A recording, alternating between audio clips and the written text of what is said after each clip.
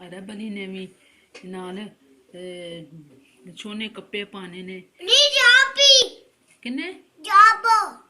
जनाब अली ने अच्छा ते फौजी बैंड किन्ने बजाने ने तू फौजी बैंड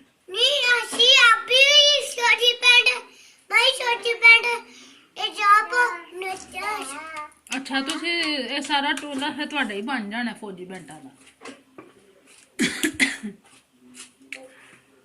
निके निके सारे ढोल ले लियो ना ते मामू शीम दी शादी ते बजायो वड्डे वड्डे लेने ने अच्छा मामू शाइम दी शादी होनी किथे वे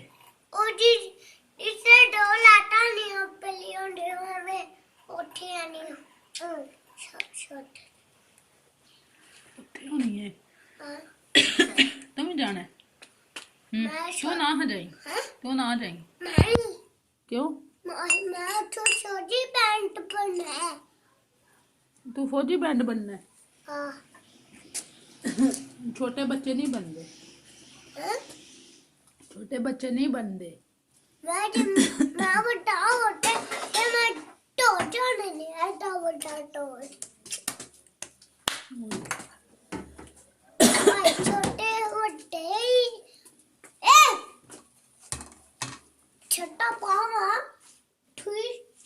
ओए ना कर